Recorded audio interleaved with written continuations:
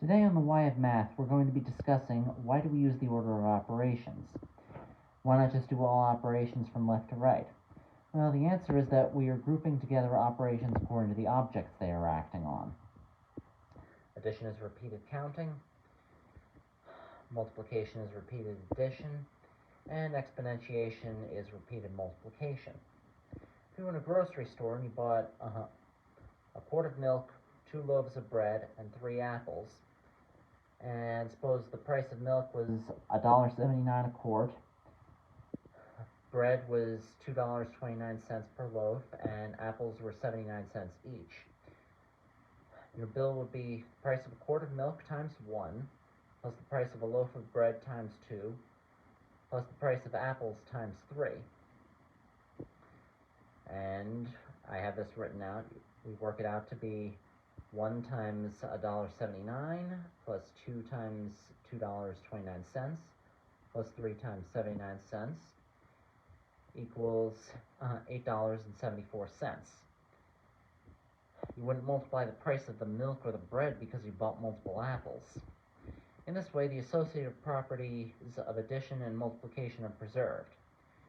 We can break the multiplication down to addition and addition into counting and get the same answer regardless of which order the items are listed.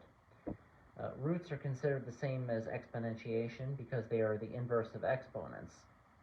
As I noted in my video on non-integer powers, roots are fractional powers.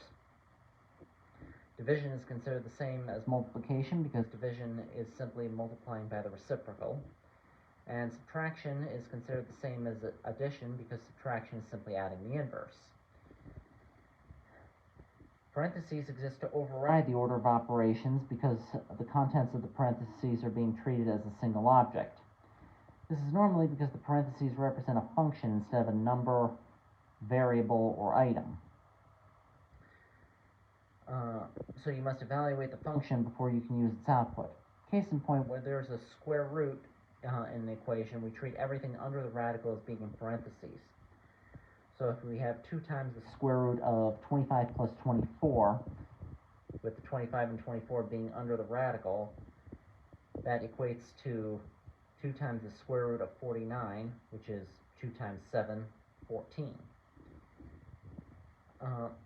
Likewise, whenever we substitute a value for a variable, we place parentheses around the substituted value. This is no big deal if we're substituting a number, but if we're substituting a function instead, we have to remember to evaluate the function before doing anything else.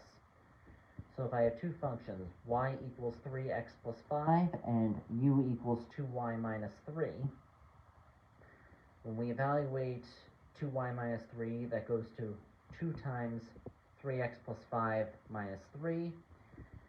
Distribute the 2 gives us 6x plus 10 minus 3, and u evaluates to 6x minus 7.